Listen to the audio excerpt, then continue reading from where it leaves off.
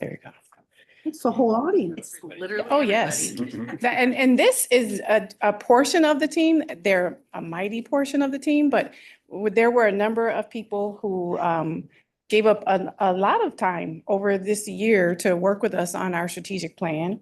And we met once a month, sometimes more than that virtually when we needed to do some check-ins. And so we want to dig into the work of this committee right now. So if you go into the next slide, you will see the full picture. Here's the full committee. These are all the folks who, they make up all different stakeholder groups. They all participated along the way. This group started with, if you remember, some months ago, I presented on the thought exchange feedback from the community. And so they were deeply involved in anchoring in on the feedback from the community, what you saw a while back, and using that to further develop our strategic plan. So it's the second phase of our strategic plan, 2026 through 2029. They were very thoughtful. You can see this is a session in which we really were honing in all the papers on the table. A lot of that was either data points that they were looking at or that feedback from the community. And so using that, we really think that we have a solid plan going into the next 3 years. Now, as I'm going to turn it over to some of them to present. And when they come to the mic, I'm going to ask them to tell you their name and their role here in Sweet Home, and then share their portion of the presentation. Up first, go on to the next slide. And I believe. Good evening. My name is Steve Shepard. I'm a high school assistant principal, currently a part of Ready Academy. So the Portrait of a Panther really comes from a statewide vision called the Portrait of a Graduate, which is a really refreshing way to look at what students should be able to know and do by the time they graduate. I think this is going to be in full implementation by 2029. Some of the key parts in here that are important to me is the fact that this goes beyond academic preparation, which involves the standards, what the skills and knowledge that a student should have, something that all high school students have kind of functioned under since I've been involved with high school students. Passing the Regents has been the true measure of getting through a course and through high school. But if you look at this myriad of categories here, you find things that are super interesting, like a critical innovator or a creative innovator, where you're using imagination, curiosity, you're flexibly thinking about problems and getting through them, being a critical thinker, being able to evaluate and criticize something, looking for patterns across different subject areas and contents, becoming an effective communicator, which is super important, being able to confidently and clearly articulate a point of view, I think is super important for any high school student who's going to move into the world. Then we have things like a global citizen. So being able to think beyond just the local, the nation, what it's like in the world beyond out there, and being able to communicate with different people, being able to sustain things regionally. I think that's a really great category. And then last but not least is just being a reflective learner, which anybody who is taught knows no true learning really happens without that reflective piece. And then being able to set goals and reflect on oneself and become a better learner, thinker, and a human being through those goals. So this is a fabulous way to look at what our students are going to be able to do once they get out of high school beyond just passing the Regents. These are key critical attributes that are they're worthy of imparting to our young people. Thank you.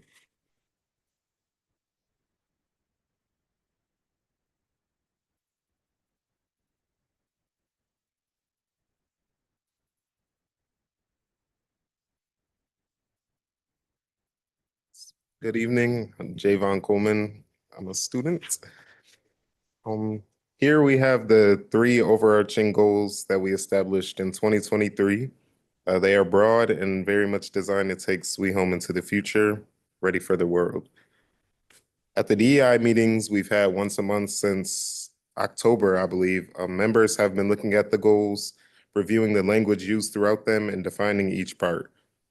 First, we have Goal 1, which is teaching and learning, which shows how Sweet Home provides learning experiences focused on supporting students and developing strong academic skills while amplifying student voice. Second, we have Future Focused, which shows how Sweet Home coursework provides real-world experiences that engage students while teaching and nurturing critical life skills. Lastly, Goal 3, which is Whole Child. This shows how Sweet Home students grow and learn in an environment that's engaging, welcoming, accepting, and safe, where students believe their voices are heard and where they have opportunities to engage with each other through relationships and the real world. These 3 goals will remain at the center of our focus as a district. Our committee did adjust the rationales and objectives to reflect an increase of positivity. For example, the rationale for Goal 2, Future Focus, was tweaked to a shift to emphasize of the talents and gifts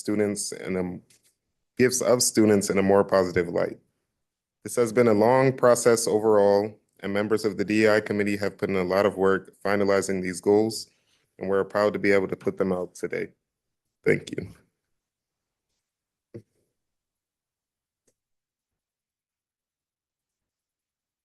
I'm Katie Barrelari, Director of Special Programs. This slide here just gives an overview of our proposal to include how we want to measure our outcomes, which is the MRA. And the MRA, or the Measurable Results Assessment, is already embedded into the Leader in Me work that our district engages in. So each year, students starting in the upper elementary grades, staff members and families have an opportunity to take part in this survey and provide input around school climate and mindsets. At present, our district's current scores are considered satisfactory. So we have a nice, healthy foundation from which to grow from. At the elementary level, our goal will be to increase scores in the areas such as goal achievement, empowering teachers, and empowering learners. And at the middle and high school levels, we would like to look to increase participation in the MRA in year 1, and then develop goals based on the input in years 2 and 3. Thank you. Katie, can I just ask you a quick question? Yes, When you Mrs. say empower learners, what does that look like? So when we're talking about, I'm just going to switch my note page here. For empowering learners, this is an opportunity for kids to work on, they call them WIGs sometimes, wildly. So it is measurable. Yes, yes. Okay, good. Do you want me Thank to you. keep going on? or- No, that's okay. I just want to make sure it was something measurable that we Okay. can kind of quantify and say, yes, we're making progress. Because I think it's great that we're satisfactory, but I think all of us want to get higher and higher and reach for the stars. Agreed. Katie, is there a plan to get increased participation, or was this only sent to a small group in the first year? It says only 31 students and 5 staff engaged, so I'm kind of curious as to, was it not sent to everybody, or was everybody just? So you're talking about the high school level? Yeah, so this is still work that's very much in the foundational stages. And so it was initially, given, and there was an opportunity for people to participate. I believe our plan is to increase those efforts to have more participation in subsequent years. I just want to make sure it wasn't just a small group of people that it was sent to. It was sent to everybody, right?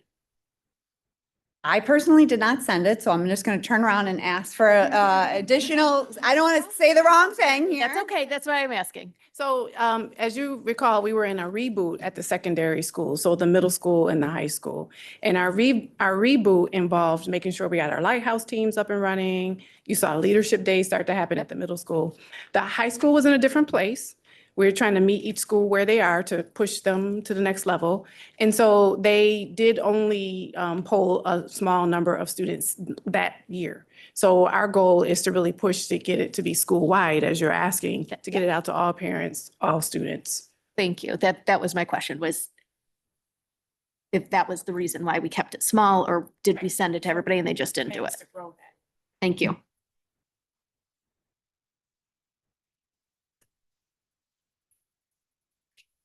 Hello, I'm Antonio Perry, principal at Heritage Heights Elementary.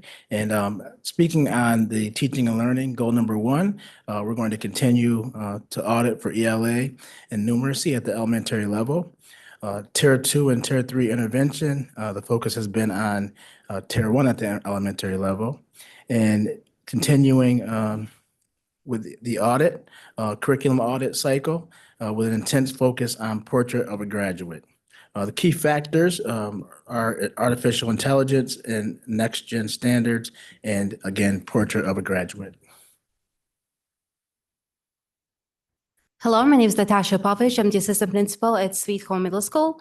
With goal 2, which is future focused, we are going to focus on Leader in Me, extending that program that has been really beneficial. We've seen a lot of growth in the students at the elementary level. We want to continue to really strongly implement at the secondary level Leader in Me programs.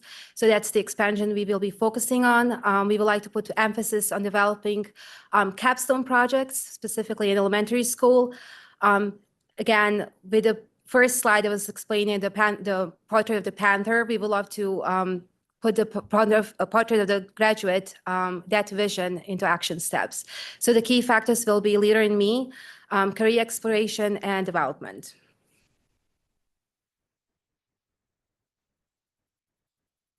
Hello, my name is Jonathan Makeley. I'm a community member. I'll be speaking on goal 3, whole child. This goal, the major aspects of the work would include continuing the work of implementing restorative practices for the elementary and secondary schools. It would involve continuing with the MTSSI with a focus on identifying gaps and making plans to address those gaps at the elementary and secondary level. And key factors would include social emotional screeners and supports for all tiers.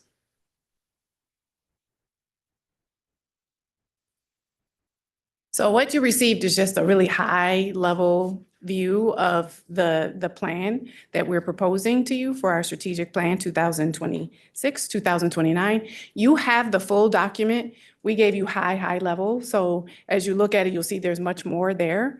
The team spent a lot of time really going back to what was the feedback from our community, what are the points that we can bring to the table that we know just from our experience in Sweet Home, and how do we apply that to our data, our district-wide data. And so what you have with you to review is our proposed plan, the 3 goals, and the action steps for the next 3 years. Keep in mind that the portrait of the graduate, or portrait of a Panther, is it's a work in progress, because as we get more and more information from the state, we have more to develop. So we're right on pace to be on track with what the state needs us to do in the next few years. By 2029, we will be fully into that new pathway, or those new opportunities for students to graduate. And we'll open up for any questions. Do you ever look like where you were and where you are now and say, wow, we've come a long way? I think we need to give them a round of applause right first, because It's a lot of work. it's a lot of time. It is a lot of work. And sometimes, right, as I'm look around the group, we gave you a bunch of data reports. You're like, oh my goodness, right? It was a lot of trying to pull that together, a lot of really looking at what we have there and how do we continue to tweak it. And so I think this team has done a tremendous job. But then once it's developed and is out there in the community, our departments have to take hold of it and make sure they have action plans. So we have the Office of Curriculum Instruction, that's a huge part of that, but then every department has a piece. Every department has a part in this plan. So and then it's up to us as a community to put it into action and make it a living plan. When some of us went to, what school was that? We saw the strategic plan. Um, Years ago, we went Oh, in there. Was it Syracuse. in What was it? Syracuse? Yep, yep. East Manoa. Manoa, And I saw Syracuse. where they were. It Mhm. scared me a little because I yeah. said, how do you ever get to this point? Mhm. They were living it and Mhm. we're getting to that point. The MTSSI, that's multi-tier systems of support through intervention. That is running full steam ahead. It's a big component of goal 3. It's woven all throughout of the other 2 goals because it's the plan to support every need that every student has. And that, I mean, Ms. Barillari has led that now we've been up and running with a full team for the last, 3 years, 2 years? Yeah, 3 years. And they meet weekly and they've done a tremendous amount of work to get what we have in place through screeners on the social emotional side and on the academic side, looking at how we continue to grow to be consistent across the board in literacy and numeracy. So Is there good buy-in from staff? I mean, good buy-in. well, the key is that and people chime in if somebody wants to. I'm sorry, Ms. Perry. You want to keep You want to say something? Go ahead. I just want to say, like, she's being modest and she's very humble. As a leader, what she's been able to do over these years, part of this, facilitating this, has been nothing short of amazing.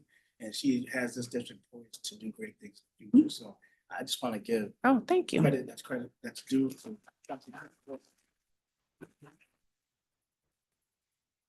Thank you for that. It's the key is making sure that everybody feels like they have a role and a place in it.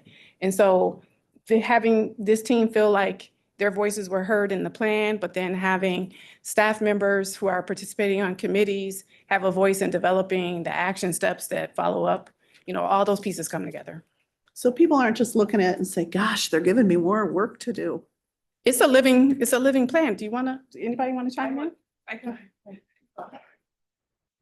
I think that there are multiple pieces to this plan. And I think if you focus on each piece and we don't go, this is the document, you're going back to this document. But if you just have the goals like Leader in Me, for example, growing in secondary, and that's part of what we do on a daily basis. So it's really the action steps that we focus on versus, okay, now we're going to go back and this is the document.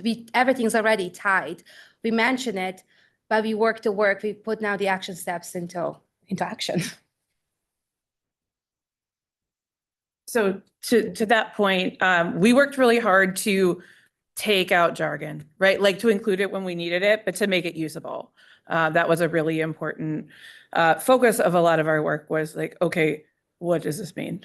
Is it just, are these pie in the sky words on a page? And to the point about the MRA, so what I can say is I have a child in elementary and a child in middle school, and I work in a middle school.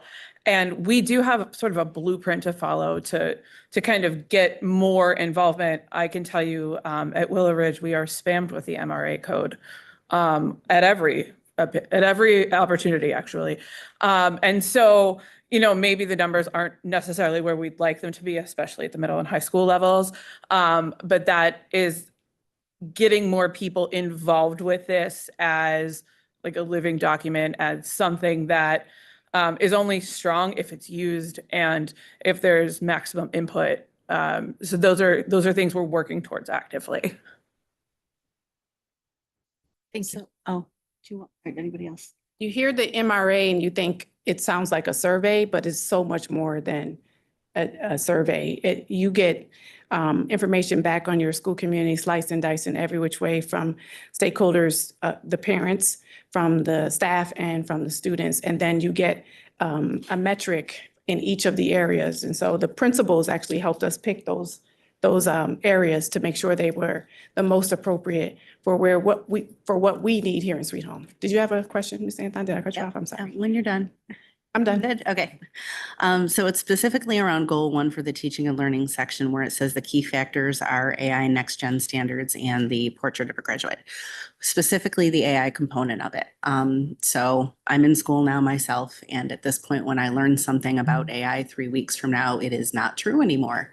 Or the information has shifted or changed or it's stale. And so I guess I'm just wondering, how are we going to keep pace with that? And when we talk about AI, is the expectation for AI usage for staff, for students, for everyone? How are we going to keep it safe? How are we going to make sure that we're using it appropriately as things continue to shift by the minute? Lots of questions wrapped up in there, right? You're also going to be hearing tonight about our district technology plan. And so to understand that the strategic plan is one big plan, but then it pulls in components that will be with supporting plans. So our technology plan is a huge component of that. In the past year, we made some steps in making sure we have board policy about AI. We've updated our language. You'll see that coming with the code of conduct. We did a little bit of updating last year. There'll be some more updates coming with our code of conduct. But it's all about how we continue to support the professional learning for staff and helping our students have good experiences with technology, AI included. And so it's all woven through. And I'm not sure I fully answered your question, but I think by the time you finish tonight, you'll hear more about the technology plan and more elements of that. Yep. I guess I should ask a question. There you go. I'll stay on the subject of this MRA. What exactly are you measuring? Are you measuring success of achievement in the academic side? Are you measuring success in some of the other components you want a student to attain as a portrait of whatever? It's a holistic. How do you, Oh, I'm sorry. and you use it as a loop to go back and maybe apply some of the support systems? And what's the history of that? How is that performing today? So the MRA is a holistic measure, and anybody who would like to chime in, I'll give it a go, and then people can chime in. It's a holistic measure. So when people hear Leader in Me, they think, oh, it's a leadership program. And it's so much more than that. It's not, first, we try to not refer to it as a program. It's more of a way of being. So there's a huge academic component to that way of being, to push a student to think about where they are assessing themselves and being able to go on to the next level. So you heard Ms. Berlieri talk about WIGs, wildly important goals, but then you also have student-led conferences that the student is doing that, assessing where they are, being able to express that and know what their goal is to go on to the next level and what they need to do to get there. That is, in education, that's the highest level you can get to when you look at educational research. There's some hardcore research out there about that being the biggest component to move student learning in a classroom. So the MRA has a huge component there in the academic piece. But then there's the social emotional piece, helping students really cope with everything and anything that they need and be a good citizen in their school community. And then just school culture overall. Those are some big overarching components of the MRA. It's a large survey. Some of you have taken it. You know that it covers, there's a number of questions. It covers a lot of information. We gave you, in our strategic plan, there's one metric for each one of those areas, but we actually get back several metrics. As a team, we looked at that data as we made the decision to write it into the strategic plan. Okay. That answer your question? I just want I want to hear that, yes, we can see a student progress. Yes, you will be able to see a student progress, yes. And have we seen progress since this system has been in place? Go ahead. So at the middle school for MRA results, for example, we as a team, we sit down and look exactly at the percentage increases in each of those areas. There's culture, there's academic, there's leadership. So we'll look, and it really does measure for each area, and then it dissects it in these overarching goals that Dr. Wilson has talked about. So it does give us really green and red, and percentages, are we growing in these areas, and specifically which ones, and then what work do we need to do, we decide as a team. So it is specific. Now, these percentages do have a tendency of growing a little bit slower. That's what we're finding out with this algorithm, but there definitely is, they're valuable because we can sit down and see, okay, where exactly do we need to continue to put more emphasis on and strengthen. We, for example, at the middle school, we noticed that we want to make sure that our students really feel they belong, and there's that the cultural piece and leadership piece. So one of our goals for next year, based on these MRA results, is that every student feels like they have a role or a leadership job within the building, whether that's in being in the classroom, somebody who opens the doors, answers the phone, to something bigger than being a speaker at the leadership day at assembly. So it really goes wherever a student feels comfortable with, but it really pinpoints to that specifically or large. It's a spectrum. Okay, thank you. So I can give an example of some of the questions that I answered both as staff and parent. So at the elementary level, I know, do you feel like your school is receptive of your feedback as a parent? So rate this from, I don't remember if it was 1 to 5 or 0 to 10 or something like that. Do you feel like your teachers are responsive to you? 0 to 5, 1 to 10. And so one of the things that this committee did is take some of those responses, and it's hard because it's their feelings, right? Or their senses of your place in the community. And so how do you put a number to those? But if we're asking a large group of people, okay, like try to put on a scale of 1 to 10. I think of it kind of like, oh, the pain index, right? When the doctor says like, give me your pain on a scale of 1 to 10, right? Okay. So in the middle school and at the high school level, I know one of the things we looked at was, do you feel like you belong, right? Like Natasha said. And we noticed that that number was a lot lower than we'd really like, right? So, okay, what can we do to make that better? And as Natasha was saying, like, we're focusing on getting more kids involved. Okay, what do you want? What do you want to hear? What do you want to see? I know a survey just went out to my middle school daughter. What do you want the activity nights to look like, right? And it's other things too. It's not just what do you want, right? But it's how can we address the perception walking into a building? Because if you have a bunch of people who don't feel like they have children or parents or community members who don't feel like they have a stake in what's happening inside the building, well, immediately your teaching and learning outcomes are going to go down, right? Because they're not invested. So I hear you that you're saying that what I hear, and please correct me if I'm wrong, that some of these are kind of nebulous things, right? And how do you measure them? How do you grow them? And also it's trying to put a pulse on how people understand what we're doing, how the community understands what we're doing. And if we think we're doing a really great job in one way, but then the community doesn't feel like that we are doing a good job, where's the breakdown, right? Is that a communications breakdown? Is that an actual, what we're doing isn't meeting the need of the community? So it actually does get very, very tangible in things like, do you feel like your school sends out adequate communication, things like that? So yes, we're trying to put a tangible number on sort of an intangible thing. But our hope is that if you, and the MRA says, if you ask enough people these kinds of questions, you know, going back to that pain index thing, like everyone sort of understands in the medical community, if you say your pain's at a 9, like, well, okay, we got to like intervene here somewhere, right? So it is subjective, but we're trying to get measurable results as much as possible. Oh, but so you measurable results of things that are, if those are good measures, will they produce better academic and results?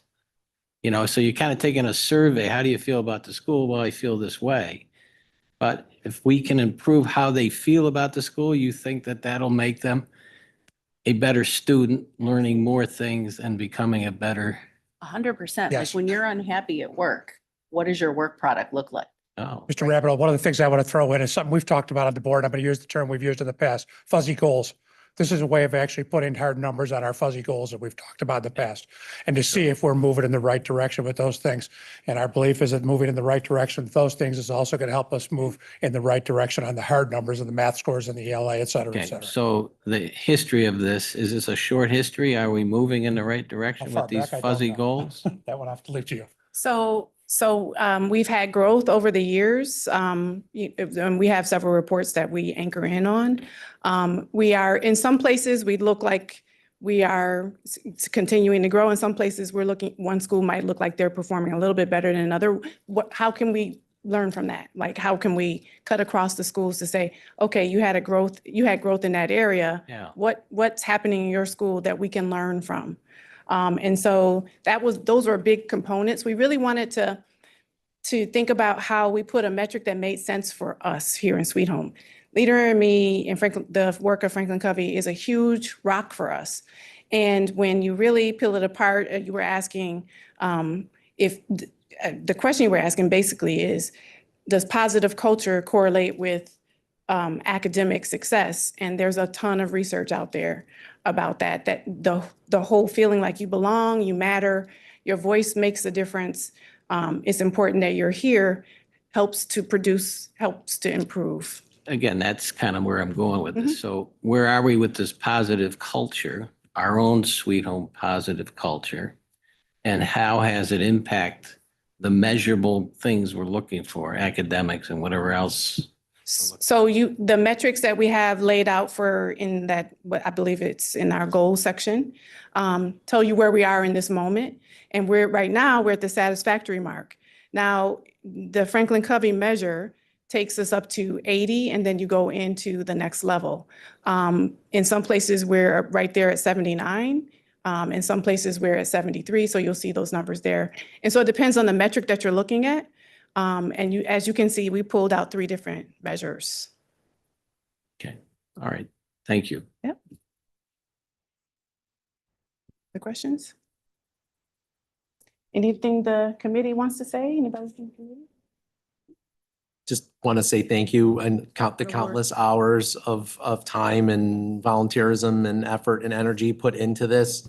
It's crazy that the 3 years have passed by and now we're in year 4. We're moving into year 4, and to put all that work and time in over the year to give us a 3-year extension and a framework for moving forward with hard numbers. I think it puts us on the right path, and I'm excited to work to reach these goals, and I know the team is excited too. And your work is not done, but we really truly appreciate all the time and energy and effort you put in to make this happen and to make Sweet Home a better place. So thank you.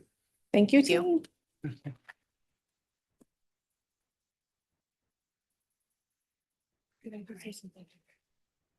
In general. So the one last thing I would like to leave everyone with is that if the document doesn't, if you want to see something in the document to make it better, to make it more measurable, to help us lead it to measurable academic success, right? So translating fuzzy goals into academic success. This document only works as much as there's buy-in, right? So any feedback on it, any feedback on, hey, I noticed this doesn't match up with this. How are we going to do that? There's lots of data supporting all of this, as Dr. Wilson said. So I would just encourage everyone to engage with the document as much as possible so that we can actually make it work for us. Well, that's kind of the question too. How much buy-in do you have? I think it depends on the school, and Dr. Wilson has numbers to those effects, but we can continue this conversation all day long. I just wanted to say that I think those are the right questions to be asking. Okay. And we'll go from there. Yep. Thank you. Thanks, Katie. All right. Next up, we have Dr. Kozakowski and Mrs. Harrington to present the instructional technology plan to the board. Hi, everyone. I'm Beth Kozakowski, Director of Curriculum and Instruction. So just to kind of... Mr. Brent's back there and yeah, Mr. we have all Simondare the as well. friends Sorry, I'm gonna guys. Sorry, introduce. our tech coaches are here Bodyguards. as well. They didn't stand up right away. All right, This thanks, guys. technology plan establishes a clear vision for using technology to create innovative learning environments, improve our district operations, and prepare students for success in a digital world. So I'd like to acknowledge our district tech committee, many of which are here tonight. So Elena Blank, Brent Peterson, Lindsay Harrington, Natasha Popovich, Paul Simondera, Leanne Zlotek, Mr. Feldman, Dr. Genestri, Dr. Wilson, who are all big contributors to this work. So it kind of works out perfectly that the strategic plan presented first, because this is all tied in together. And so what we're trying to be really thoughtful about is making sure that the work is all connected. People don't feel like it's one more thing or a separate initiative, that they all really support each other. So to just kind of explain the timeline and how we got to the place that we are, we spent some time reviewing the previous goals from the plan that was current through this school year. So in March of 2024, the District Technology Committee and members of the tech department started to review the progress of the action plan for goals 1 through 3. So this really helped to inform the areas of focus and growth, and also help shape the goals for the plan that we're presenting tonight for 26 through 2029. So December through January of this school year, which is also when Mrs. Harrington joined us and jumped in, hit the ground running, we spent time reviewing the feedback from the committee in previous years and crafting goals that we felt would be relevant for future work. So part of the process was completing a perception survey to outline the extent to which we have achieved at the local level, the goals that we put forth. So we had our district tech committee complete that survey, members of the tech department, to kind of gauge where we felt we were at. The updated goals were submitted first to Erie-Wombosis for initial approval. And so those were submitted on January 15th and later approved on March 4th. The next step after that initial approval was it was passed on to State Ed for their review, which resulted in their approval on March 6th. So this year, the state did not require extensive action plans to be submitted for their review. However, the committee decided to move forward with some more detailed action plans to create a comprehensive plan, which you have a copy of. So I'm now going to turn it over to Mr. Peterson, one of our tech coaches, to review Goal 1.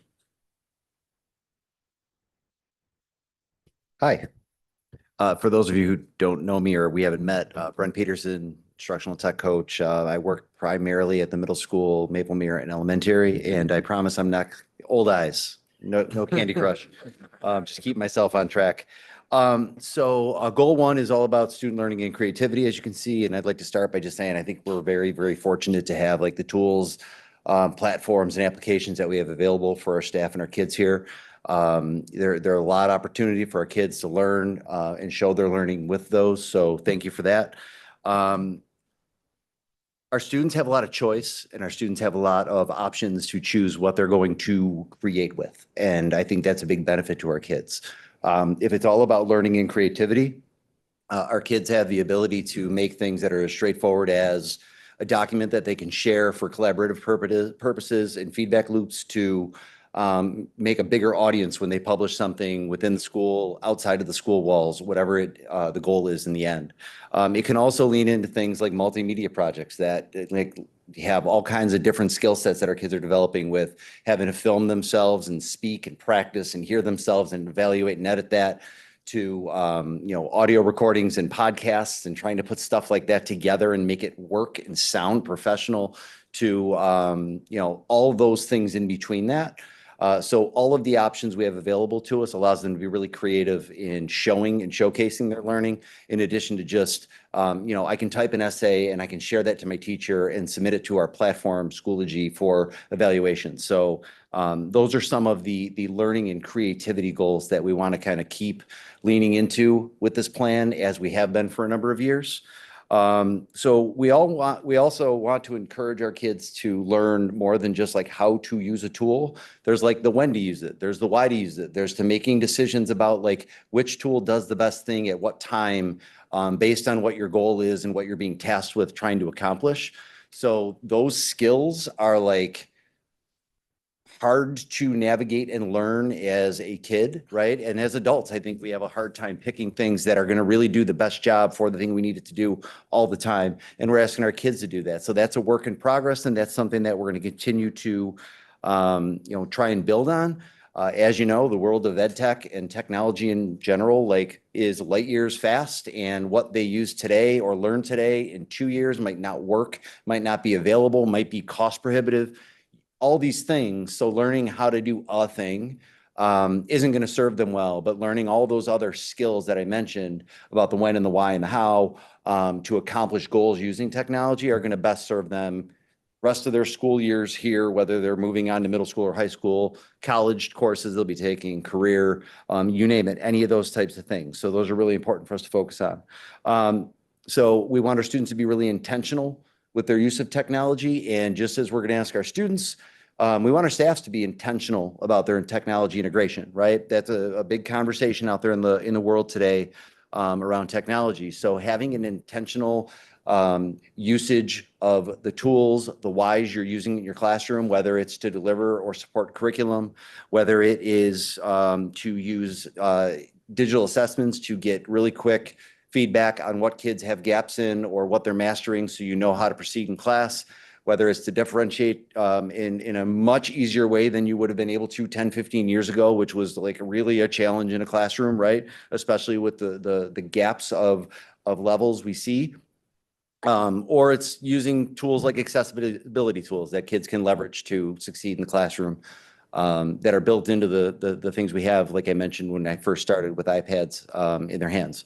So that's a basic gloss over of goal 1 of learning and creativity. I appreciate your time. I'm going to hand it over to Lindsay Harrington for goal 2. Again, I'm Lindsay Harrington. I'm the Director of Instructional Technology and Data.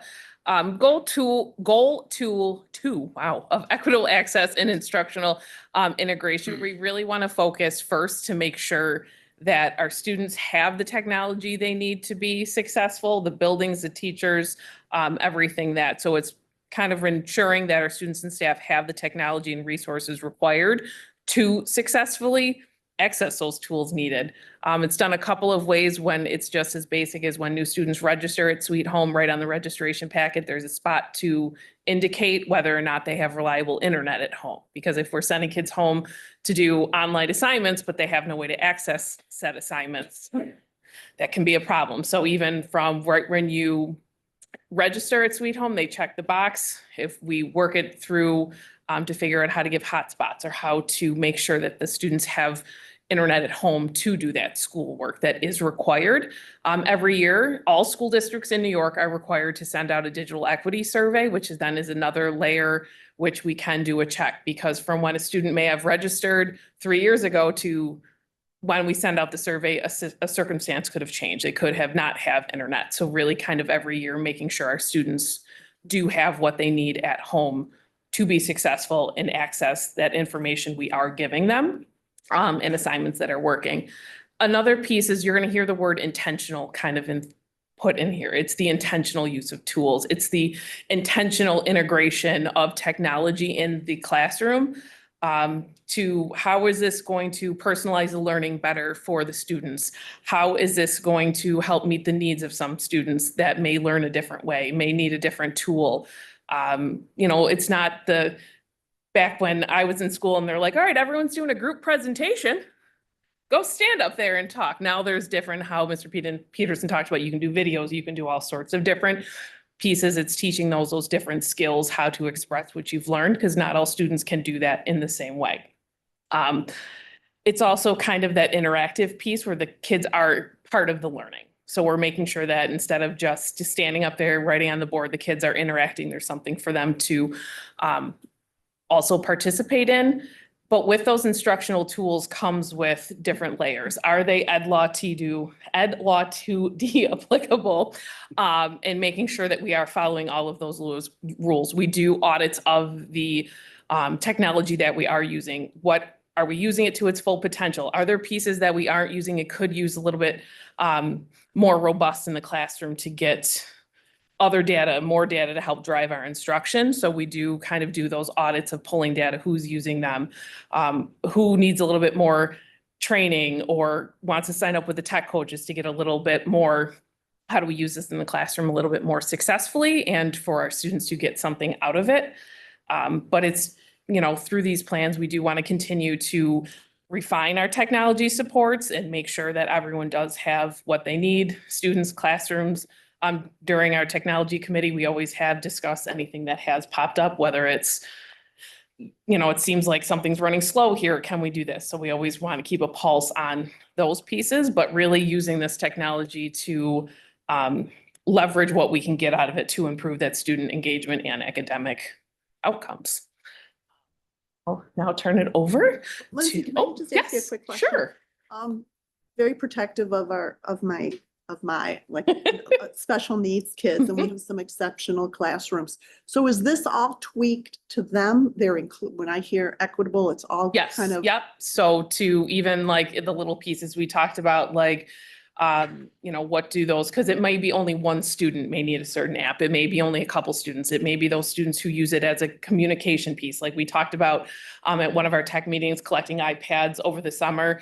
But we need to make sure some of those students need them. That's their communication device. So we need to make sure they have the apps that they need. Everything is working for those students over the summer. So I'm a former special education teacher, so I understand. I knew the answer. I just But yes, need to it's figure it really out. because, we just had 2 kids in one of our smaller classes needed a specific app because that was going to work for their needs, what they are working for. So we made sure it was made all the check boxes and made sure that those 2 students had that app. So they are able to learn where they're at and expand on. We've come so far. I remember, I think it was the first year on my board, I took a tour over at Maplemere, and one of the kids had a Toby, which they thought was just like futuristic, and probably now it's not really, but back then it really was amazing. And I even tried it to watch, a nonverbal kid use it. So we've come a long way. And it's keeping that pulse because even the built-in Microsoft tools or Google Suite, they all have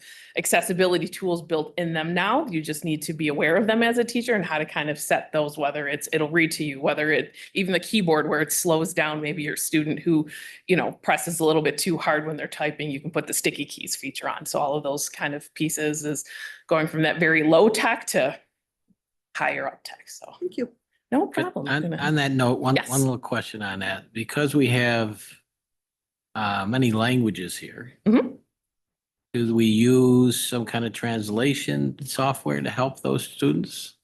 Yeah, there are the translation pieces. I don't know if you could speak to what specific Sure. ones we use. So we do take a look to see what's our concern is always what's the most accurate.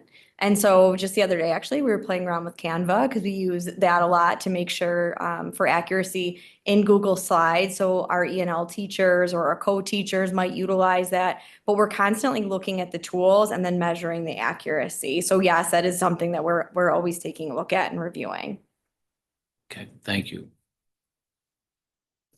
Any other questions? Well, I am going to turn it over to Mr. Simondera to talk about our goal. Great, thank you. Good evening, everyone. Thanks for having us tonight.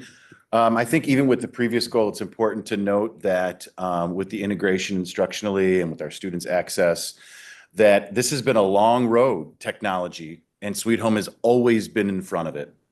And going back to sitting in this room when Jeff Hicks and Jim Sharp were here, handing out laptops for the first time to our teaching staff.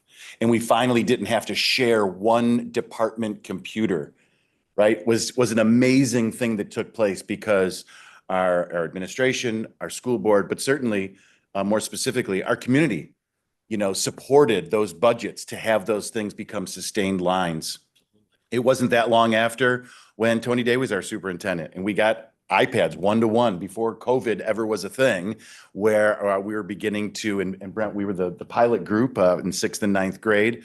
But it was the support of our community that I think needs to be acknowledged, the long road that we've been on that has absolutely helped support all of us, teachers and students alike. Can I say something about that? Certainly. Because there was a school board in the past used to travel quite a bit to conferences.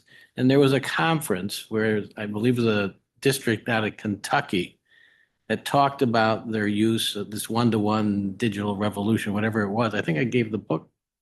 May have given the book to Dr. Genestri, and then shortly after that, we did have the iPads. So Tony Day was sharp enough to see that coming and implementing it. But that's not the best part of that. The best part is they took a poor district and they moved it to one of the highest performing districts in the state. So it is very meaningful. And yes, it's been a long road. So please continue. Thank you. Well, I don't have a 3-minute timer on tonight, do I? Oh, So, okay. thank you. But no, we acknowledge that. And I think it's just important that the people who were not employees here recognizes the long support that our community and our board has had in concert with one another to make sure that not only the teachers, but now the students all have the tools necessary. Because it wasn't that long ago when you would say, yeah, just go make a free account, kid, and we could go ahead and build and create. Well, we can't do that now, right? But we used to, and it was like amazing to see. But that also sort of created the world of haves and have-nots, where some kids could make a free account and some kids didn't have it at home. But along the way, this road has been traveled by us. Along the lines with responsible use of digital tools, I'm not going to read that to you. It's a word salad there about all the things that Ed Law 232D. Thank you, Lindsay. It really outlines, and it's intentional, where we can't just go and say to kids, make a free account, right? Like there's data protections that we have to make sure that we're securing, even if they don't realize it, even if the staff doesn't realize that, on how significant these things are. So, we navigate through that. And actually in 2020, before the pandemic really hit, it was in December of 2020, so shortly after, but it had been in the works for a long time at New York State, where the computer science and digital fluency standards that are not doled out to any grade level, not to any specific course discipline, kind of like good manners in school. We all have to teach it. We all have to teach digital citizenship. We are all burdened with that responsibility of making sure the kids understand what it means to behave responsibly with these digital tools. And it's a huge task. And there is no assessment to point to go find statistics. And sure, kids might feel a certain way and teachers might certainly share that feeling, but we don't really have anything from New York State as far as guidance goes. But this plan here helps us, like a playbook in any athletic game, try to have a plan moving forward. And like any athletic game, halftime comes and we're going to have to make some adjustments. That's all we've been doing, is making adjustments. Our first plan was created, and even those digital standards that New York State did put forward were created before AI and ChatGPT was a real thing. We've all had AI in our lives in some fashion as it's been progressing along. But it wasn't until the fall of 22 when ChatGPT was launched and everyone seemed to be able to do all this stuff with it. The seniors right now in college started college without ChatGPT.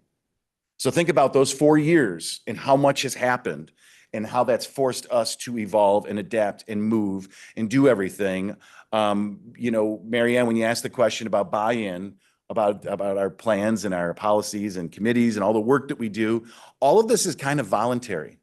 There is no time that we're given to talk about these specific standards. So right now, Brent and I, while assigned to different buildings throughout the district, it really is on a voluntary basis that they enter into a technology cycle, oftentimes with grade level teammates and colleagues, where they could then begin to learn and take a deeper dive and get into this. But our job in this next plan is to absolutely try to make sure that people understand the responsible use, the creativity components, or the accessible components that we've talked about. So they are broad-based goals intentionally, because we have to do this through all of our grade levels.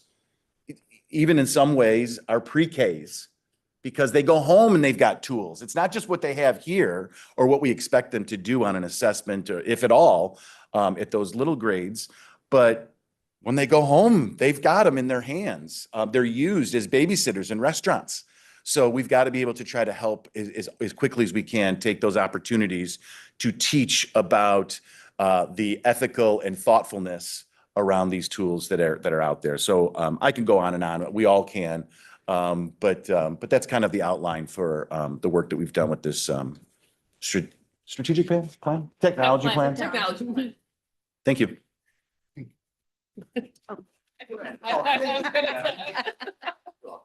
I don't know if there was, I have an assistant principal cafeteria voice, so I don't even need a microphone some days. I don't know if there was any other. Yes. Any one of the five of you, what do you think, notwithstanding the changes in technology, which I know are literally every day, what do you think your greatest challenges are to meeting these goals? I think part of it is you have to do the two things at one time. You have to keep track of how things are increasing and changing and developing while you're also trying to teach staff, students kind of how to use these products. And when I say products, I mean, whether it's your iPad tools, all of that, I think it's showing all of those intentional kind of pieces. How do we ingrain this? It's not a replacement. We're using it as part of a tool. And I really think sometimes that is a challenge for even teachers who are like, I'm like, well, it's not, you're not replacing you. It's kind of an added tool, and how we get everyone to see that this is all of these pieces, AI, these instructional tools, these are different tools you use to enhance your teaching, the students' learning. And I think it's really kind of weaving that together and helping, I'm just going to say, like, maybe teachers understand how that can be woven together and understand, but then it's also like you do work and show somebody how to use a certain thing, and then like 3 months later, like they're like, oh, an upgrade happened, and you're like, all right. And we have, kind of more pieces, and that kind of even happens with all of our tools when we talk to AI. Every time either, one of us is talking to a company, they're like, oh, we added a new thing to talk about AI and to talk about responsible use and that. So it's kind of keeping abreast too of all of those different changes and then pushing them forward. But I don't know. Scott, I think that's the last point, the responsible use, the ethical use. When we have kids at our high school, and could they just go ahead and use AI to do it, right? So I think it's really just teaching our staff how to develop tasks, assessments, where even with artificial intelligence tools, how did they do it? The product is not nearly as important as the process. So if we can help kids learn and better understand how they're going to research and explore and think, and maybe they get some tools, because that may give a kid that equal playing field. Maybe they weren't as creative as another kid about how quickly they can come up with an idea, but maybe once they map some things out with the use of, say, ChatGPT or something to that nature, or Gemini is what our kids at school have, it turns into a different opportunity. The staff has to learn how to take that opportunity with baby steps and help a kid progress along the way. It's really easy. You ask any one of our ELA teachers, high school, middle school, I don't care who they are. Ask anyone, any teacher, but specifically ELA, because they know exactly how that kid is writing and where they're at with their own writing process. It's so obvious when something is turned in that even it's just copied from a friend, forget about AI. You could tell when they copy it from a friend because it's just not theirs. And that's when we intimately know our students' academic abilities, that we're able to address gaps and then push for higher achievement. But it's through that process that we too, as a staff, have to be able to learn how to leverage those things to maybe even incorporate it right into our assignments and then share back with the teacher. So what did you learn? How was AI maybe a peer coach to you, a thought partner for you, where we could then, have basically more teachers in the room with different bits of information helping kids where they're at. But I think that third piece is absolutely the hardest thing because of the ethics and responsibilities that surround it. It's really easy to just pretend. But I think even to follow up on that, do you see a point where we would probably need to start explaining to our students how to develop their prompt that they're going to throw into an AI? Because the reason I say that is last year sometime I sat down with one of the local law firms for a half-day seminar, and part of what they did, they work with Claude, but they're all basically the same concept. And they changed the prompt one word at a time. And the answer dramatically changed every time they changed one word. And I think to me, that's a scary thought. It is. And yours wouldn't be the same as mine. If we both input Oh, the yeah. same thing into our individual instances, what you have fed your model looks different what I've fed mine. So our answers are not even going to be the Right. same. That's one of the things that concerns me, but yeah. Yeah, a lot of the companies do have free training courses that people can start to take, like Anthropic put one out there about using Claude and being thoughtful on prompting and maybe a process to go through to get better outputs. I think everything we're talking about here, to me, yes, goal 3, like all these goals are important. The time to me is a crunch. Because like this is 3 years, we're going to be back up here and feels like tomorrow talking about the next plan. And we're going to be like, how did we accomplish anything? Because 3 years goes by in a blink.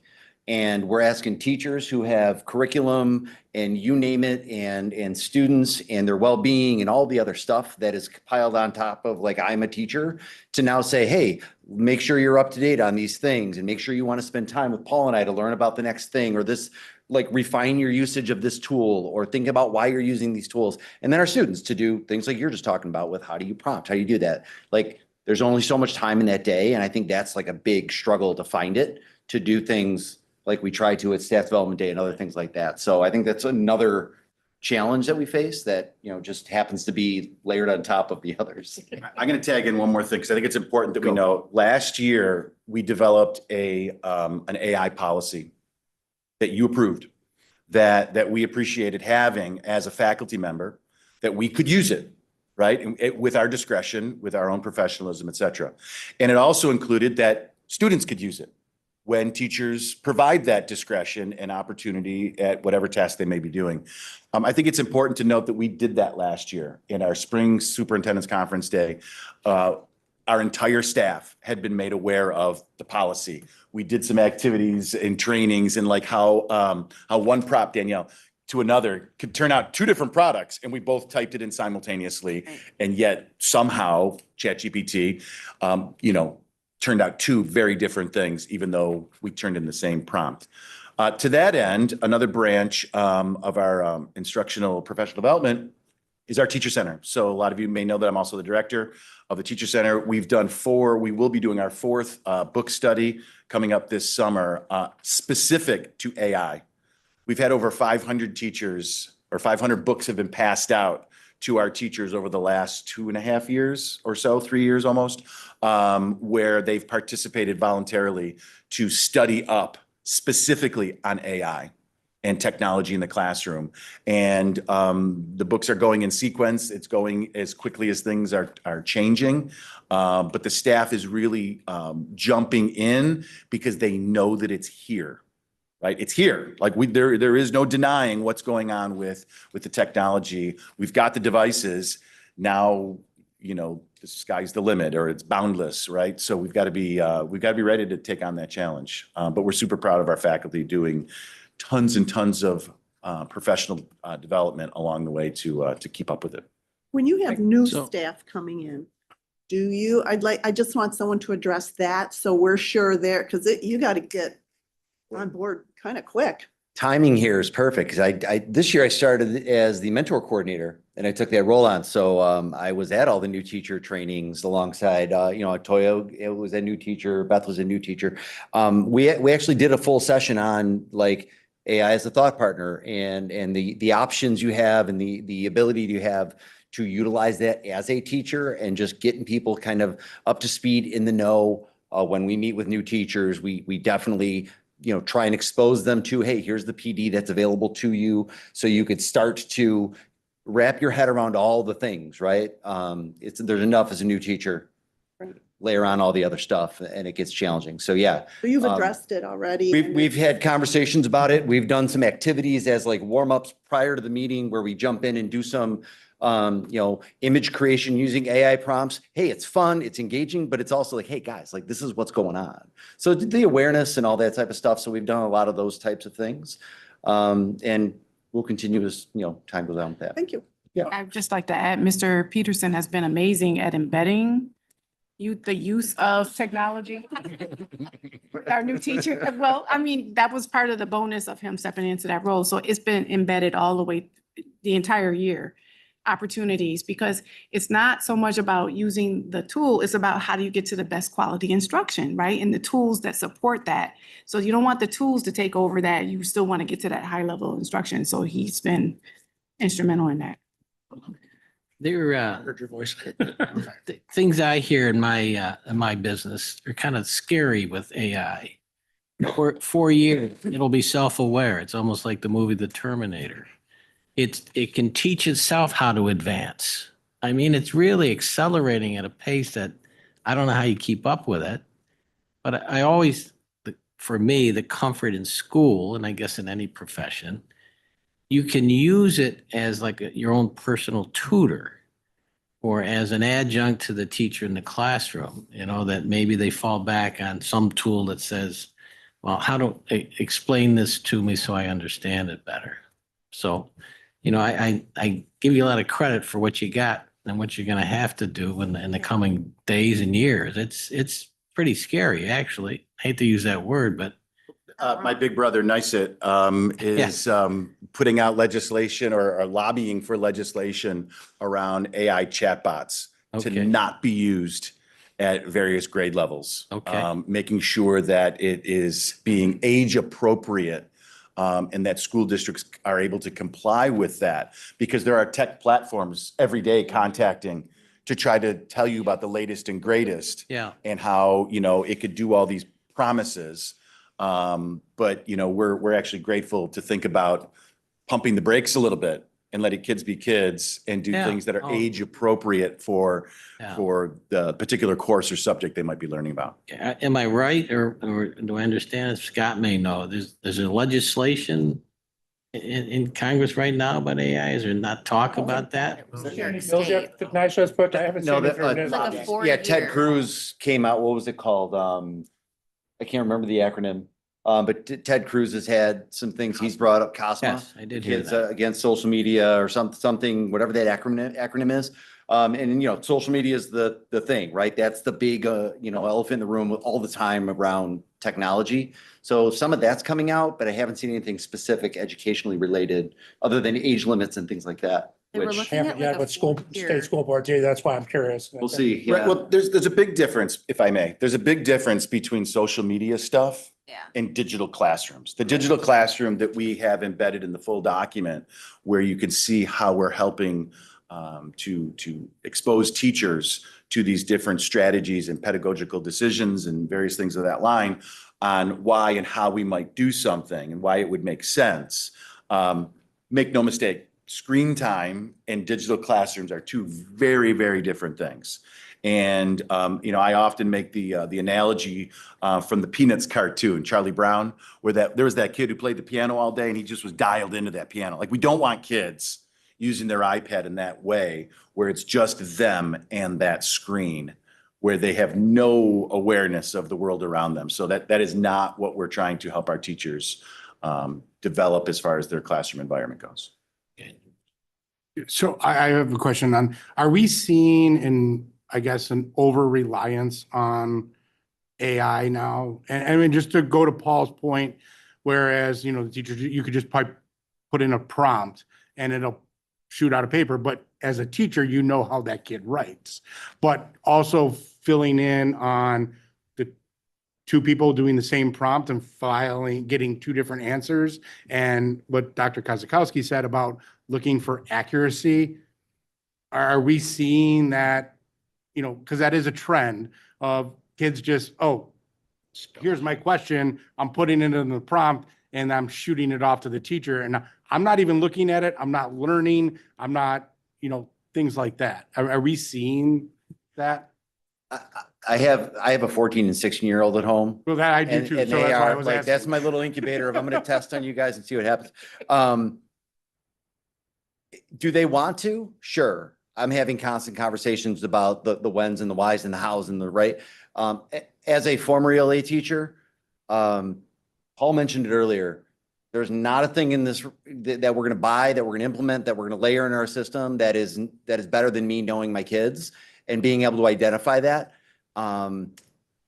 You're always hearing about kids trying to cheat and slip one past, the teacher. I haven't been inundated with people like the sky is falling in Sweet Home. This is not something that I'm dealing with on a daily.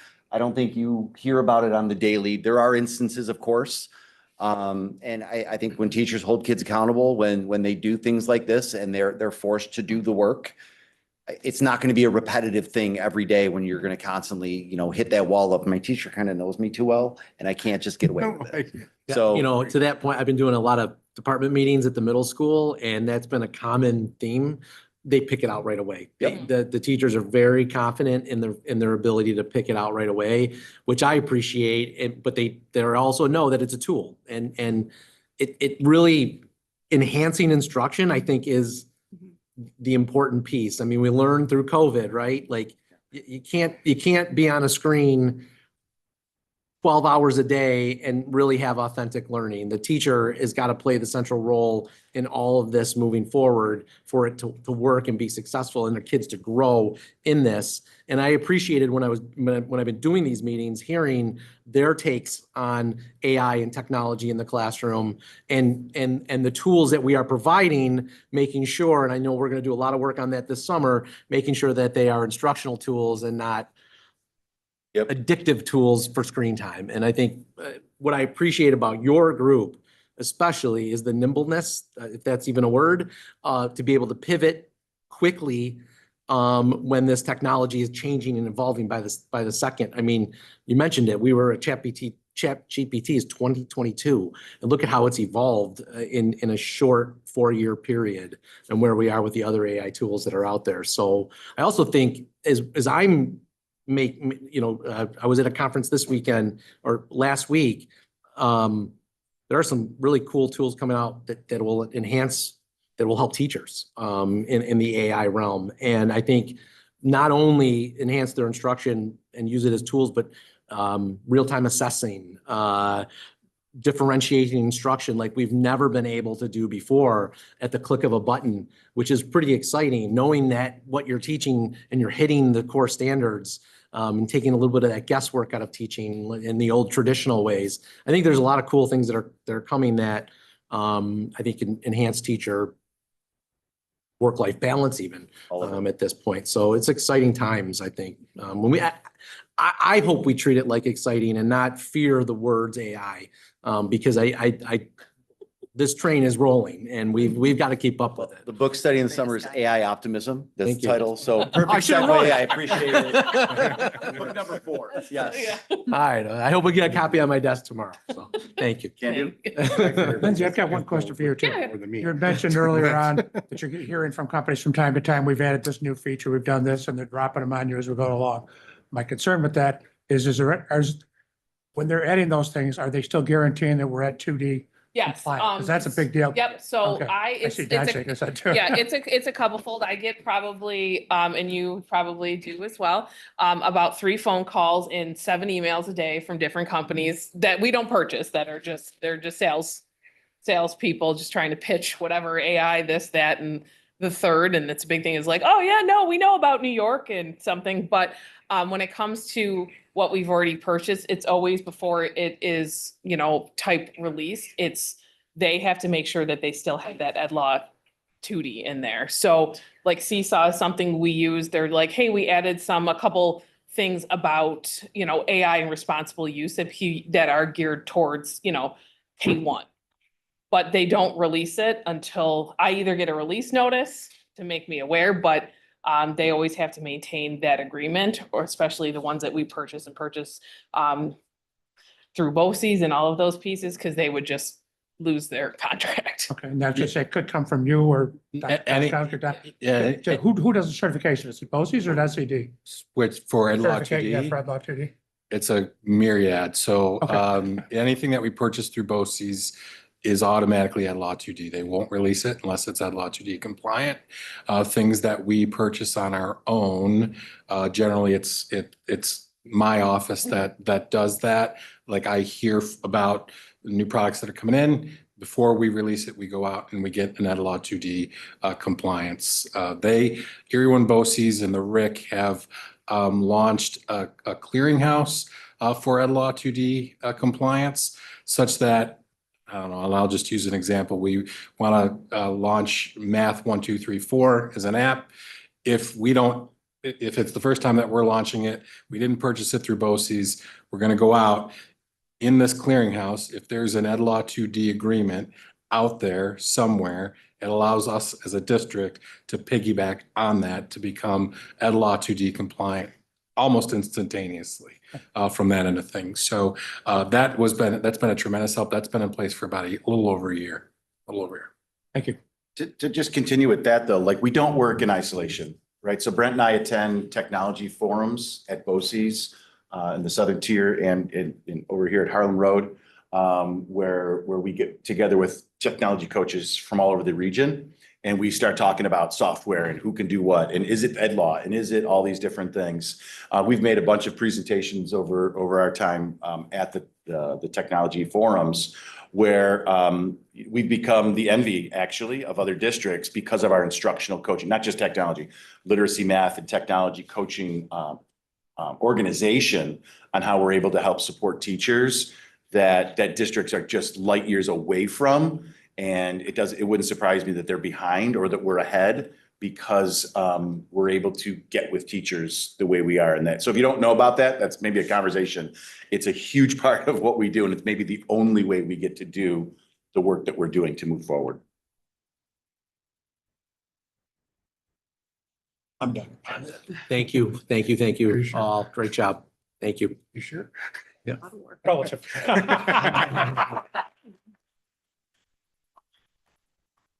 Now we can go. Yeah, I could. Give it the most pertinent ones. Yeah. Just a couple other quick updates for the board. We had our Challenge to Change event last week. It was another hugely successful 270 students, Dr. Wilson, attended, along with 40 or 50 adults that were there as well. Speakers were fantastic. What I'm most proud about, and I appreciate Dr. Wilson kind of leading the group, but this was really all student driven. I think Mr. Coleman could talk about that too, that every activity, every speaker, every piece of music, the decorations, the logistics, all planned by our students and the ACT team that have been planning this for months and months and months. And from circles to the cup activity that you see here online, just all student driven, meant to unite, bring us together, and really put Sweet Home on that pedestal as another shining light of how many different cultures, many different languages, many different backgrounds can work together on one mission here as a district. And I think this district is a shining example, and our students are a shining example of how 3,900 kids can really work together in harmony every single day in our district. And if the world could see what we're doing inside our walls, it'd be a better place as well. So I want to thank Dr. Wilson for kind of, I'll say facilitating, because I know this, and I think she would agree with that. The students really took charge and led this. And so another great day, another great event. And yeah, it was awesome. And we had board members attend too. I should recognize that. And yeah, I was impressed All at got our picture how, even getting down to 4th and 5th graders who were leading. Yeah. How with no nerves. I'm like, I teach every day and I'm like, a room full of 250 of my peers. I don't want to get up there, but I like these 5th graders and all the way up to high school, like how much I was impressed by that, I think was the biggest thing, was the leaders that were actually facilitating and with no nerves. They were just like, yeah, this is like what I do every day kind of thing. I was impressed with that. We have phenomenal student leaders. And I say in our group in particular, but across the entire district, there's a future Javon in each one of them. Like you probably saw in that room the next 12 student body presidents gearing up to step into those leadership roles here in Sweet Home. So I love having that opportunity. Thank you, Dr. Gistry, for allowing me to work with them. But the kids they are amazing. They did all the work. great day. We have some recognitions. Our Heritage Heights PTA is a recipient of the Ina J. Ferguson Inclusion Award in recognition of the commitment to inclusion, their dedication to empowering others, and the unwavering service to children and families in our community. So we wanted to recognize, I know we had some members of the Heritage Heights PTA there, and I know Mr. Raymond is our board liaison over there. So we wanted to make sure we got it in the record and congratulate the Heritage Heights PTA for their work. That PTA has seemed to grown over the years with more and more members every year, and they're just doing great things. Every event that they sponsor is packed in there. You can't find a parking spot. That's great. Also, our Glendale PTA was recognized for exceeding their membership goal by 202% and becoming the top membership achiever in the Western region. We always put the pitch out for more membership, and Glendale is really, it's just been awesome what they've been doing. They received the Western Region PTA Excellence in Communication Award as well, and became a candidate for designation as a National PTA School of Excellence. So congratulations to Glendale and the work that they're doing there. And in front of the board tonight, we got our focus group together, and we're working with the architects to develop what the new addition at Maplemere will look like from the outside. The architects took a lot of input from the focus group. Mr. Johnson's a member, I know. Mrs. Jason attended some meetings as well, but took a lot of recommendations from the focus group to make it a showpiece, number one, but to also really capture the brand and the essence of not only Sweet Home, but Maplemere as well. And I think that our architects at Young and Wright did a phenomenal job presenting 3 or 4 different concepts to the focus group. But when this one popped up, it was kind of like unanimous around the room of how much we liked it. And so what you will see is a breakaway from your early 80s, 60s, maybe brown brick and dark windows, to something that screams Sweet Home with blue and gold throughout the building, and really making it a showpiece. What we really liked, kind of to me, what stood out was the Maplemere Elementary sign, the blue metal paneling that's in the front, but that back piece where you see the SH, the logo, that's a concept right now that could be developed, but Mr. Ryan was in this focus group and talked about students making those designs. You see a cityscape there and a couple of other items in that group, but getting the students involved in making what could be a cool mural back there with this featuring the Sweet Home logo in that piece. So this was the unanimous concept of the board or of the focus group, my apologies, of what we wanted to present to you tonight as the idea for moving forward for the outer look of the building.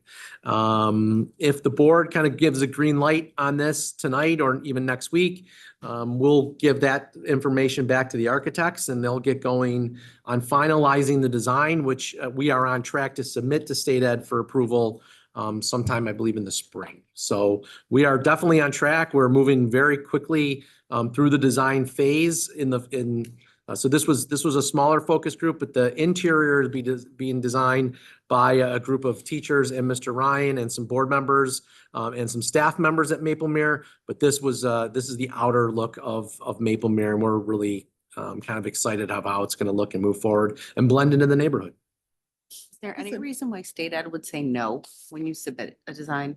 Not to the outer look, no, but the inner, it's basically the insides, the design. They are from every light switch to every piece of wire, it's approved by State Ed. And Ms. Anthon, there's a component now that we need to have renewable energy as part of our design. So there will be solar panels on top of the building to meet that requirement. So they will look over every single inch moving forward. Now, they'll give us, we can design it how we wish, but yes, they'll look at the windows design, make sure there's egress and escape and safety, that sort of thing. I know Maplemere happened to be first, and I don't want to take the individuality away from Heritage and Glendale when they put their additions on, but will this outer look kind of push in the direction that they're kind of universal in a sense? Yeah, that's a good question. We're going to do the same process, I think. We're going to do the same process that we did at Maplemere. And it was very inclusive of a lot of voices over there. I think this sets the table for what could come.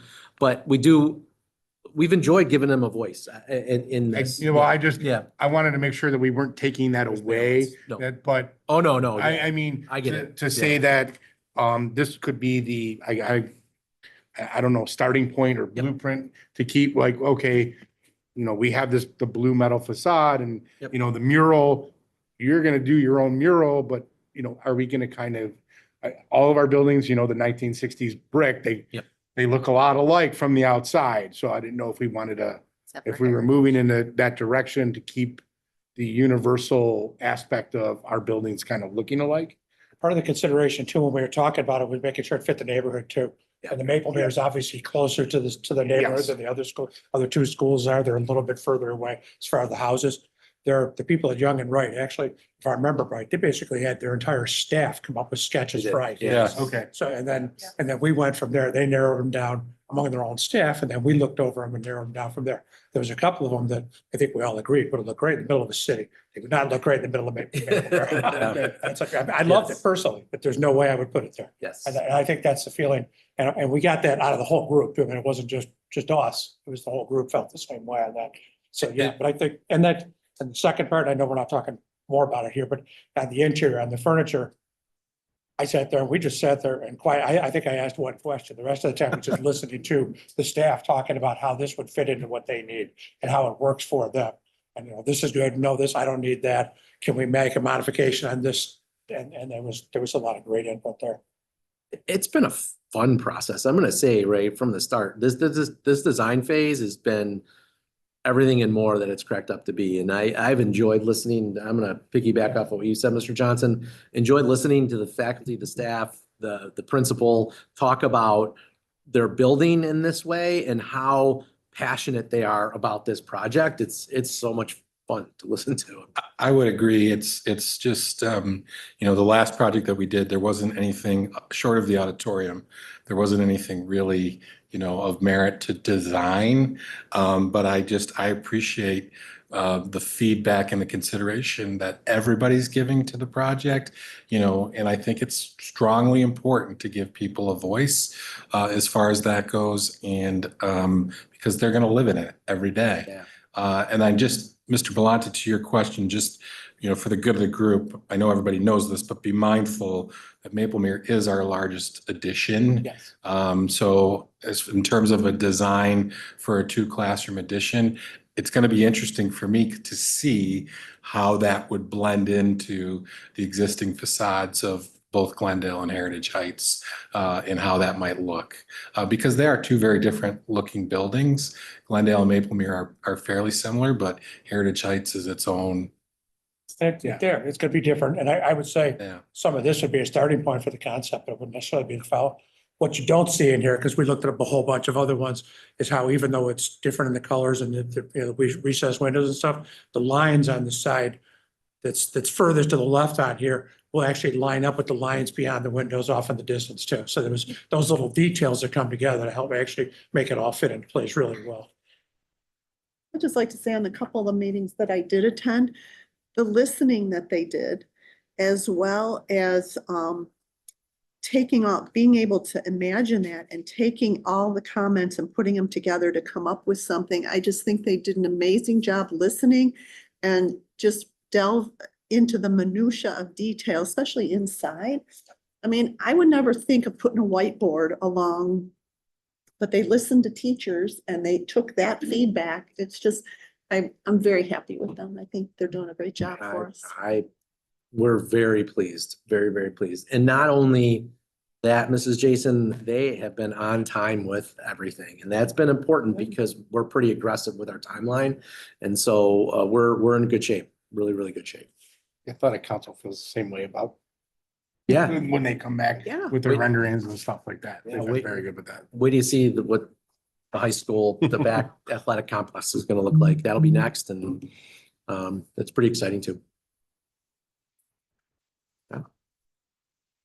And we just wanted to say as we get closer to graduation, our seal of biliteracy. These are students that took extra coursework in the world languages and will have a special designation on their diploma come June 25th when we're at graduation. And we wanted to recognize this group of students and congratulate them for taking the extra coursework and achieving this seal. And I think, you know, as we evolve and hear more about Portrait of a Graduate, these seals are going to become more and more important in a diploma determination. So congratulations to these students. We're getting more and more students taking these courses every year, and obviously foreign language is critically important to Sweet Home. Love to see the number of different languages beyond just the I simple know, ones we just these offer. ones. Yeah. I think that's great. What's our number one language right now? As far well- as the population of our, Arabic. kids, Arabic, Arabic. Yep. followed by, Spanish was in Yeah. was right behind. I mean, there's a lot of dialects in Arabic that are here. So I said Middle Eastern languages are, at the hospital, we see a lot of Bengali. It Yes. seems to be up and Yes. rising. yes. Last night we had our retirement reception here in Virgil's. We had an awesome reception just to kind of hear stories, and it was incredible to hear 689 years of service to Sweet Home, and some tears in the audience, a lot of laughs in the audience. Family members were present. I want to thank our principals and for being present, and our directors for being present to tell these stories and to share what it's meant for them to work at Sweet Home. Our retirees were able to give us their favorite titles of books, and the Board of Education purchased those books for donation back to their libraries of choice.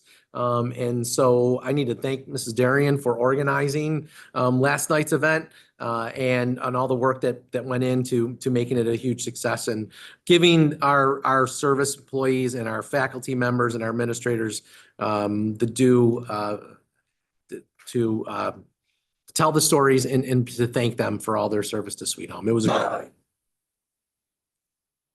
And that's what I have tonight. Any other questions? All right, moving on to the calendar. Before today's study session, we did have our volunteer reception along with Chef. So we thank them for that. We have a couple PTA meetings. Thursday is the senior prom. Friday is our Flag Day or Field Day celebrations at our elementary schools. And then next week, Monday is the senior awards night. And then there is a typo on here. The 16th is on Tuesday, the 16th is both the tenure reception and our voting meeting. The voting meeting is not June 17th. And then we start Regents exam, end of the year, and graduation on the 25th. Yep, Thursday, the 25th at UB Center for the Arts. Peter, I just want to say, I really appreciate the fact that, and I don't know who organized it, but the Mercy Flight and all that came out just to remind kids of, not drinking and driving. I think that's really an important statement to get to our seniors and juniors. And thank you for whoever organized that. Is that the first time we've had that in a while? We used to do it Yeah. way All the back. time. Yeah, it's I been don't quite a get while either. there. I don't think we did it either. 2 My years in a kids row. We got had it. it Second year last year. last We year. used- Did? Still Yep. bring our kids to the Air Force Base for the card drop. No, No, Mm-mm. I think Maryville may have done that Mhm. last year or this year. Many years ago. they Yeah, had- we used to bring them out, bring all the schools to the Air Force, the seniors, and, you pull up a card so far and it shows you what just a 30-mile-an-hour crash is, yeah. It's Many years ago, powerful. they bought the fire Very department to powerful. do an extraction from a car. They did that at Maryville last week. When, The Jaws of Life. It gets the when we point. did ours in my million years ago in my high school, our friends were the victims. Mm. So classmates of ours played the victims when they did the Jaws of Life, and, they held a memorial for, We've done, Susie Smith, but Susie Smith sat next to me in math. Like, Powerful. it was very powerful, very powerful. But appreciated, very much Yeah, appreciated. Yeah.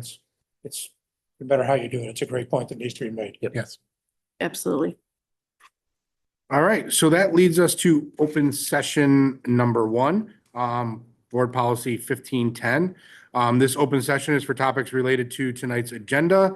I do have 4 people on the list to speak, but I believe only 2 of them are remaining. You will have 3 minutes to speak.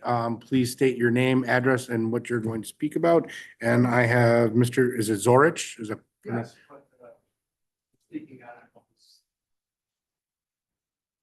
So you want to wait till the second session? Or do we want to waive that? Can we? Second session's on, maybe about 4 minutes from now. Yeah, I it's think. not. Okay, all right. Yeah, so. Someone gonna be timing me? I got you. All right, my name is Eric Zorich. I live at 47 Grass Point Drive.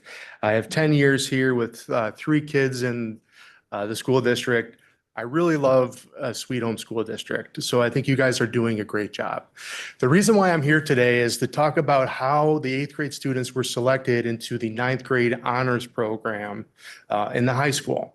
I have here in front of me a commitment letter that we received in the mail for my son, Emmett Zorich. And on here, it states that the prerequisite, a minimum of a 90 or overall average through Q1 through Q3. All right, he signed that, we signed that, and he lived up to that commitment. He's had a 97 overall in social studies and a 97 in English. When we received a subsequent letter in the mail, he was not selected for honors, and in that letter, it was said that multiple testing measures and data points were utilized. My wife and I did not know what those were. We were never told about them.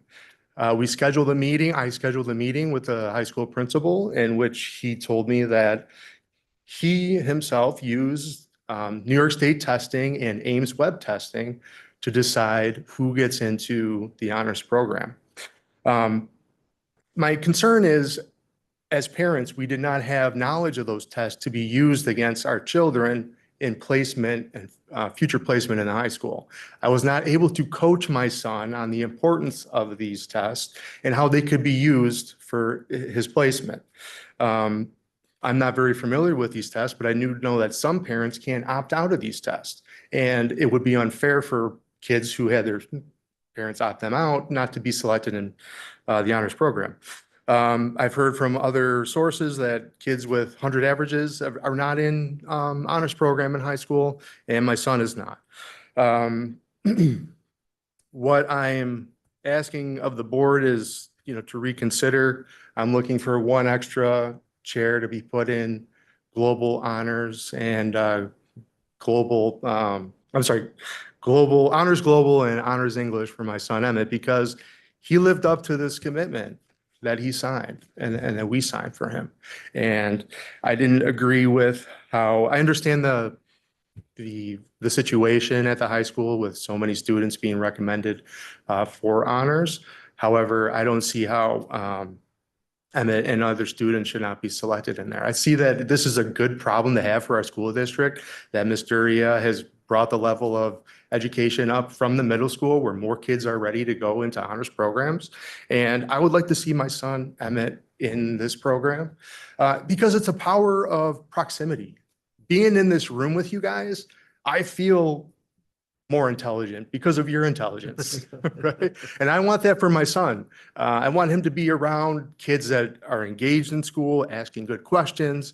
And he earned it. He did earn it. So that's what I'm asking of the board today, reconsideration of that. That's all I have. Thank you. Thank you. Yeah, I'll follow up with you. Okay. Thank you very much. Thank you. Appreciate it. Katie, you are up again. Stop.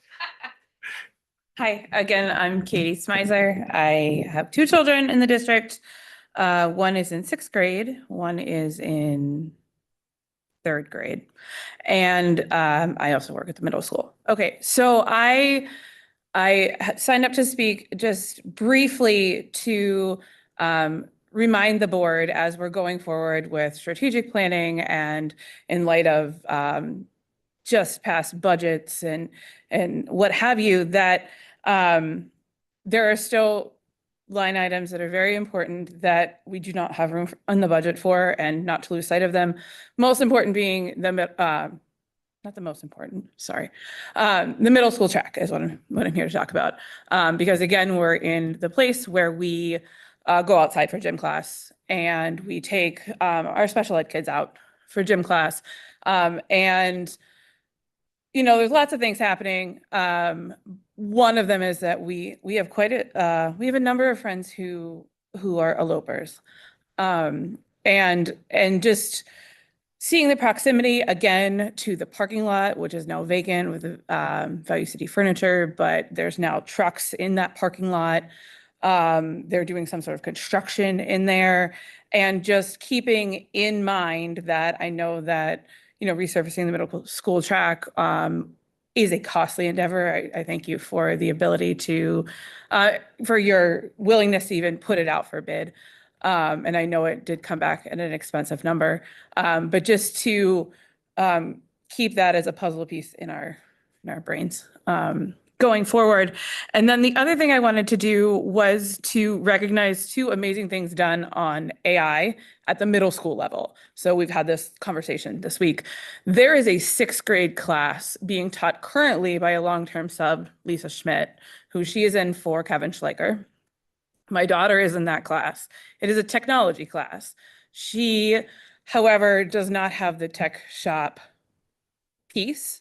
The class has become the most amazing thing that my daughter is taking all year, because they are experimenting with, pushing the limits of, and questioning AI in every assignment that they do. They're learning the difference about prompts. They're learning ethical versus non-ethical use. They're also talking about things like water usage. Is this a thing we should be doing? The Valentine's Day card that I received this year from my daughter was AI designed. It was very cute. She was very proud of it. But they designed board games. They are writing reflections on AI. And I don't know, again, with the budget, and those are all way above my pay grade.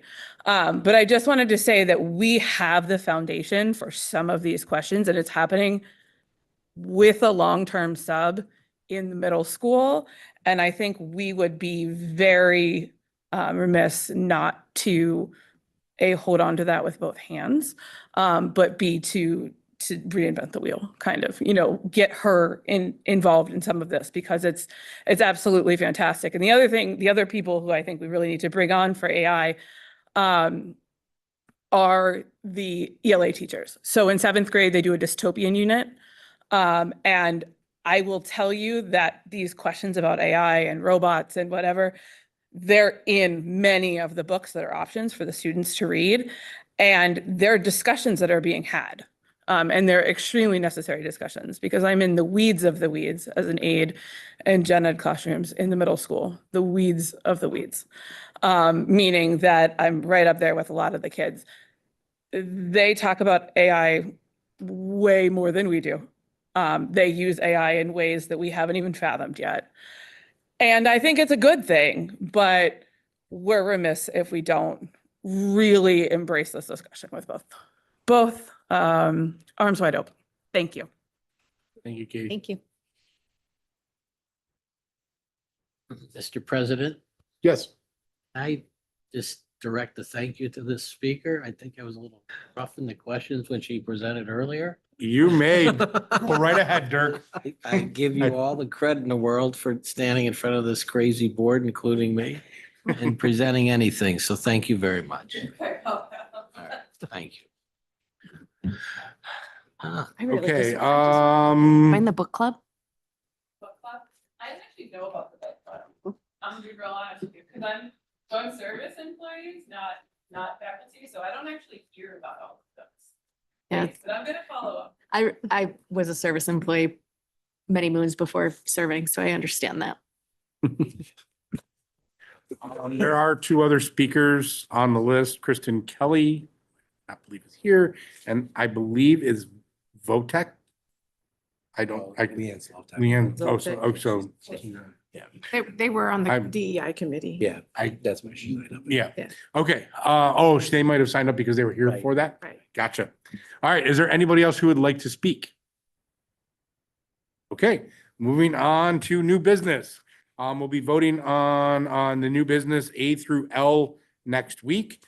We have our monthly special ed class placements, preschool placements. Are we doing on those, Marianne? Good. There's 376 pages of them, so I'm about halfway through. B, monthly financial reports. C, bids for milk and juice, science supplies, and school bus parts. D, dispose of obsolete property, which I believe are air purifiers or one air purifier. Air purifier. E is the funding of our reserve funds for workman's compensation, unemployment insurance, employee benefit incurred liability, retirement contributions, tax certiorari claims, and capital reserve funds. Any questions on those so far? Just a general statement for anybody who might be watching. This is just for us to have the ability to do it. And that doesn't necessarily mean we have money to put into them at this Correct. point. Correct. Okay, Thanks, Tim. That's a excellent point. thank you, Mr. Johnson. All right, F is our retirement proclamation, 689 years of which we had our celebration last night. G is our district technology plan, which we heard our presentation earlier. H is continuation of combining our school athletic programs for the 26-27 school year.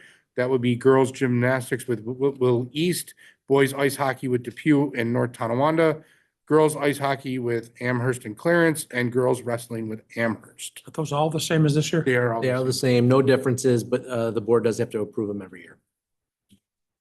I is a revised policy, first read on 7316, use of internet enabled devices during the school day. J is a bond resolution on Proposition 1 that we passed as the from our capital outlay project. This is the core improvement project part of it, the additions, the middle school roof, those, et cetera. Mr. Right. Galante, it's not the capital outlay project, it is the capital improvement. Capital improvement, That's okay. thank you. Sure that, Okay, capital improvement project. Sorry, but it is Prop 1 yes. for those things. Okay, Yes. thank you. Yes, yes. And I have improvement written down here and I said outlay.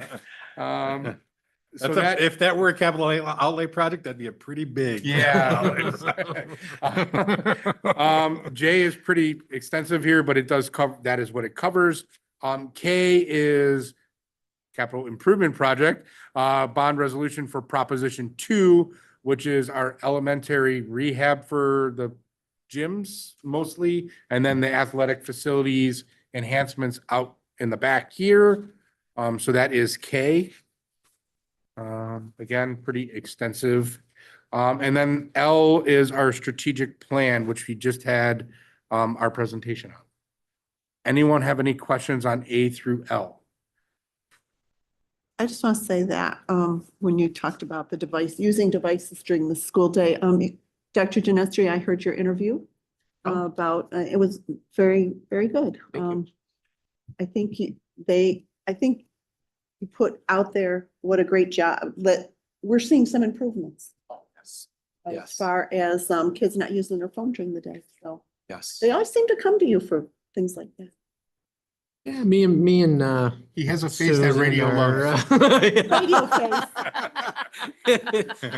Niagara Falls Sorry, Mike. seems- I'm just happy that They reached out. they yes. reached out, and I know I take these interviews because I know there's at least one listener of WBEN that is still in Western New York, Mrs. Jason. Yes, there I am. But nice job. Yeah, they call a lot, and they're always great to work with. Susan and Brian over at WBN have become, I would say friends, but we're getting closer. So they do a great job. Another way, if any of our other public is listening, to put things out there, I think that's another venue we can. Yes. Brian is a Sweet Home alum. Oh, Yeah, there you go. that's right. That is right. He reminds me of that when I talked to him, and he's very proud of Sweet Home Alone. Very, very proud. Not to go off subject, but Costco, I guess, is not until September, October now. Saw there was a little bit Yeah, delayed, but so- Marianne, I'll get you the VIP pass. Let's go.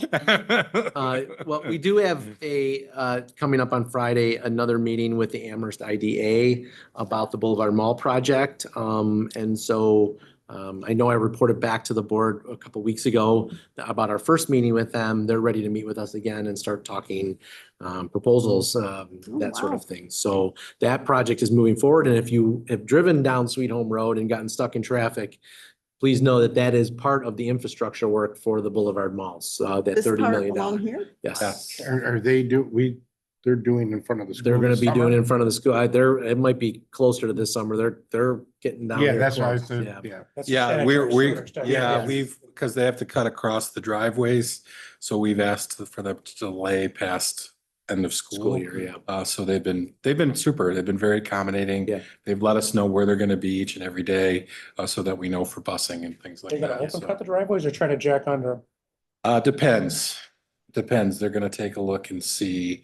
I think it's just going to be an open cut through and then across the driveway and then patch and be done in a fast. day, They're moving time quick, frame. yeah. And it may be even overnight. It was just, we wanted to make sure that, that work was done at a time when we didn't have 68 buses going over it every day. How far down Sweet Home are they going? To the 990 Yeah. interchange. Yeah. I'm not gonna lose any of my front lawn. That's all I needed to know. All right, that leads us to open session number 2. Do we have any takers on another? All right. Listen. No, I just want to tell you about this project because it started on Wrench Road and I live on Wrench Road. So they're putting an underground sewer station at the very end of Wrench Road, and these trucks have been on my street since like February. And it's a whole thing. And you were right to delay it because I've been stuck behind these trucks trying to get to work on several occasions, but they're very nice and they're very kind and they help, but it is a long project. And someone told my son it's a 3-year situation. I don't really know what that's all about.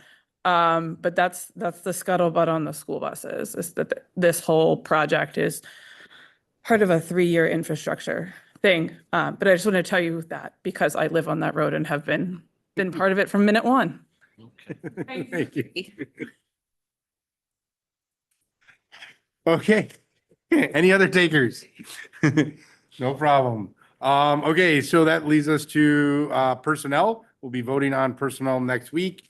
That is teaching and administrative and service. You'll notice on there, just the one thing that I want to point out is that there is a section 2A for tenure, and we'll be having our tenure reception next Monday or Tuesday before our voting session board meeting. Any questions on that? Okay, so that leads us to our best part of the evening. Can I have a motion and a second for adjourning the meeting? So moved. Second. All in favor?